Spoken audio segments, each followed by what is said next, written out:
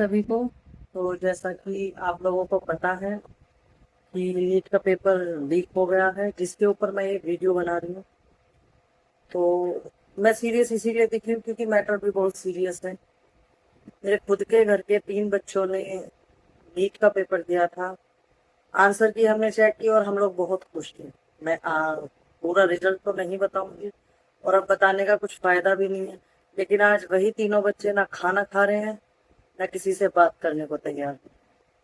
और ये हाल सिर्फ हमारे बच्चों का नहीं है, हर उस स्टूडेंट का है जिसने नीट का पेपर दिया। बहुत मेहनत की होगी सभी बच्चों ने। तो मैं सिर्फ इतना कहना चाहूंगी कि सिस्टम कहाँ है अब। क्यों हर साल नीट का ही पेपर लीक होता है।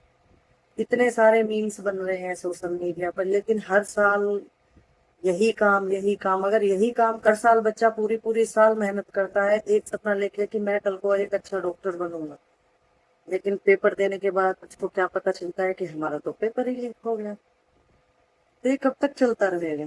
कब तक कोई भी बच्चा मेहनत करके और इस तरीके से हाथ पे हाथ धर के बैठे, या कब तक हमारा सिस्टम हाथ पे हाथ धर के बैठा रहेगा? और मुझे ये नहीं समझ में आता कि अपराधियों को ऐसी कौन सी सजा मिलती है कि एक अपराधी को सजा मिली नहीं कि दूसरा अपराधी तुरंत तैयार खड़ा हो जाता है। 5-5, 10-10 हजार रुपए में पेपर लीक करने के लिए बच्चों का पूरा भविष्य दांव पे लगा देता है। क्या इतनी छोटी मोटी उसको सजा दी जाती है? अगर सजा देते भी हो तो कम से कम ऐसी तो दो कि कोई भी अपराधी इस काम को करने से पहले 1000 बार सोचे। उन बच्चों के बारे में सोचो जिनके पास कोचिंग लेने तक के भी पैसे नहीं होते। वो बच्चे कैसे कैसे पढ़ाई कर करके लाइब्रेरी में जाके पढ़ के इस पेपर को क्लियर करने की कोशिश करते हैं, मेहनत करते हैं पूरी साल। उनके खुद कुछ सपने हैं, उनके पेरेंट्सों के सपने हैं। ये वीडियो मेरी सिर्फ अपने 3 बच्चों के लिए नहीं है, ये वीडियो मेरी हर उस बच्चे के लिए जिसने इस साल नीट का पेपर दिया। मैं बस यही कहना चाहूंगी सिस्टम से, अगर हो सके तो इन बच्चों पे मेहरबानी करो, रहम खाओ और हर साल अपना ये ड्रामा बंद करा दो कि ये इस पेपर दिया नहीं, आंसर की खुली नहीं, कि आपका पेपर लीक हो गया। अगर पेपर लीक करने कोई स्टूडेंट थोड़ी ना जाते हैं।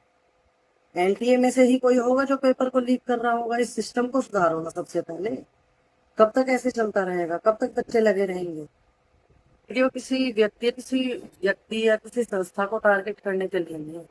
ये उन बच्चों की, उन छात्रों की आवाज उठाने के लिए है, उन छात्रों को ये बताने के लिए कि हम तुम्हारे पेरेंट्स तुम्हारे साथ हैं, तुम्हें घबराने की बिल्कुल जरूरत नहीं है।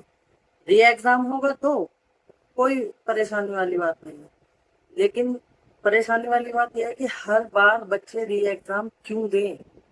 क्यों हर बार आप पेपर लीक करा देते हैं, हर बार री एग्जाम दिलाते हैं?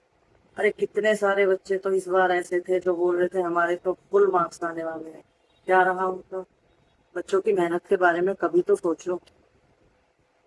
मेरा किसी भी संस्था को, किसी भी व्यक्ति को टारगेट करने का कोई इरादा नहीं, लेकिन मैं फिर भी एक बार यही कहना चाहूंगी कि सिस्टम को सुधारो या सिस्टम को बदल दो। बदल